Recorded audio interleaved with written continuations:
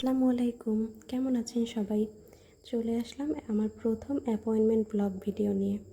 এর আগের অ্যাপয়েন্টমেন্টগুলোতে বারবার চিন্তা করে রাখার পরবর্তীতেও কী কারণে যেন কোনো ভিডিও ক্লিপ রাখা হয়নি। তবে এইবার অ্যাপয়েন্টমেন্টটা ঠিক হওয়ার পরবর্তীতেই আমি চিন্তা করে রেখেছিলাম যে টুকটাক কিছু ক্লিপ রেখে দেব, পরবর্তীতে যাতে ব্লগ আকারে আপনাদের সাথে শেয়ার করতে পারি। এই দিন আমার অ্যাপয়েন্টমেন্ট ছিল বৌদ্ধপাড়াতে। এ পর্যন্ত যাওয়ার পর আমি আসলে বাসাটা চিনতে পারছিলাম না, তাই আমার বান্ধবী আমাকে লোকেশনে নিয়ে যায়। এর পরবর্তীতে আমি গিয়ে প্রথম একটা কাজ করি আপুর মেয়ের হাতে। সেটা ছিল ইনস্ট্যান্ট মেহেদি দিয়ে।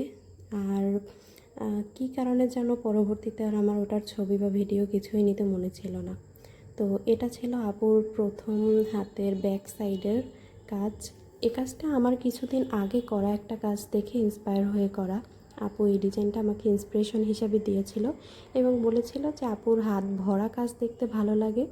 সেই বিষয়ের উপর চিন্তা করে যাতে আমি চাইলে কিছু জিনিস পরিবর্তন করতে পারি সেই স্পেস আপু আমাকে দিয়েছিল। তো আমি সেই থিম মাথায় রেখে কাজ করা শুরু করি।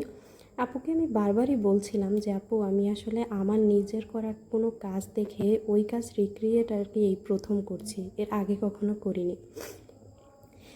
এই কাজটা ছিল সেকেন্ড হাতের ব্যাক সাইডে।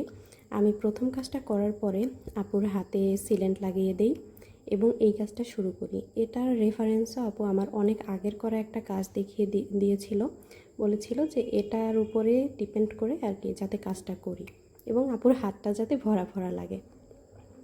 আমি সেই ডিজাইনটা দেখি কাজ করা শুরু করি। আপু আসলে এত অমায়িক ছিল, এত মিষ্টি ছিল বলে আমি বোঝাতে পারবো না। মাশাল্লাহ মাশাল্লাহ, আপু বারবার খেয়াল রাখছিল যে আমার কোনো অসুবিধা হয় কি না। আর প্রথম কাজটা শেষ করার পর আপু আমাকে মিষ্টি খেতে দিয়েছিল, সেটার আর কোনো ক্লিপ রাখা হয়নি। এর পরবর্তীতে আমি এই কাজটা করা শুরু করি এবং মধ্যে আপুর মেয়ে আমাকে একটা ভিডিও ক্লিপ রেখে দেয়, যে কারণে মানে আমি হাতে নিয়ে আসলে ভিডিওটা করতে পারছিলাম না, তো ও আমাকে ভিডিওটা করতে হেল্প করে। তো এটা ছিল আপুর সেকেন্ড হাতের কাজ। আপু কিছুটা অসুস্থ ছিল, তো আমিও বারবার খেয়াল রাখছিলাম যে আপুর যাতে অসুবিধা না হয়, ডিসকমফোর্ট ফিল না হয়।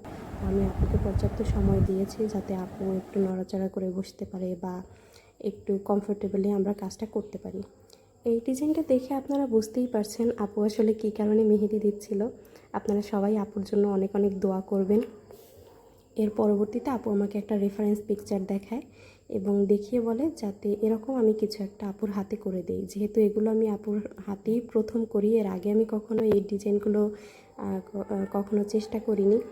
তো ওখানেই প্র্যাকটিস করে ওখানেই আর কি অ্যাপ্লাই করা শুরু করি। জানি না আপুর কতটা পছন্দ হয়েছে, তারপরেও আমি আশা করব আপু আসলে পছন্দ করেছে কাজটা। পরবর্তীতে আপুর মেয়ে আমাকে এগিয়ে দিয়ে যায় নিচ পর্যন্ত। তারপরে আর কি টুকটুক করতে করতে বাসায় চলে আসলাম।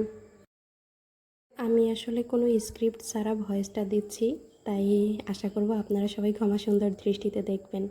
অনেক অনেক ধন্যবাদ সবাইকে।